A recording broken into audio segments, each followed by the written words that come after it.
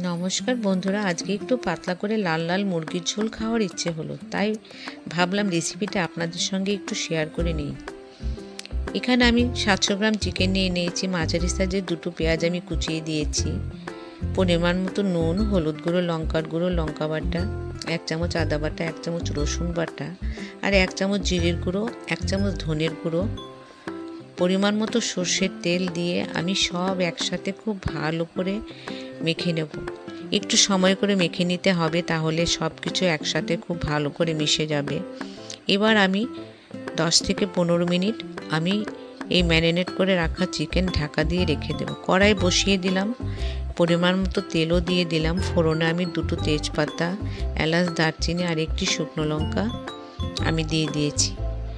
যেহেতু চিকেনের লাল লাল ঝোল করব, তাই আলুগুলোর সাইজগুলো একটু বড় করেই কেটেছি। এখানে আমি আলুগুলো নুন হলুদ দিয়ে একটু লাল লাল করে ভেজে নেব। লাল লাল করে আলু ভাজা হয়ে আসলে আমি মেখে রাখা চিকেন কড়াইয়ে দিয়ে খুব ভালো করে কষিয়ে নেব। একটি টমেটো আমি কেটে এর মধ্যে দিয়ে দেব। টমেটো চিকেনের সাথে খুব ভালো করে কষিয়ে নিতে হবে। নাড়তে নাড়তে চিকেন অনেকটাই কষে এসেছে, দেখুন বন্ধুরা।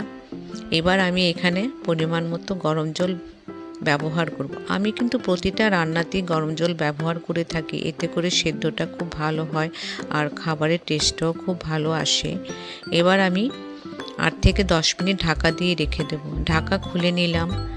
কিছুটা নুন আমি আবার এর মধ্যে দিয়ে দিলাম আর সামান্য একটু চিনি দিয়ে দিয়েছি। এতে করে কালারটা, স্বাদের টেস্টটা কিন্তু অনেকটাই ভালো আসে। আবারও আমি 5-6 মিনিট ঢাকা দিয়ে রেখে দিয়েছি। এবার ঢাকা খুলে নিলাম। চিকেন হয়ে গেছে। 1 চামচ গরম মশলার গুঁড়ো দিয়ে আমি চিকেন এবার নামিয়ে নেব। একটি বাটিতে আমি ঢেলে নিচ্ছি।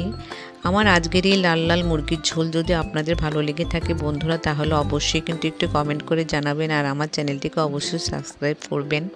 আজকের আমার দুপুরের এই মেনুর থালিটি আপনাদের কেমন লাগলো অবশ্যই কিন্তু কমেন্ট করে জানাবেন।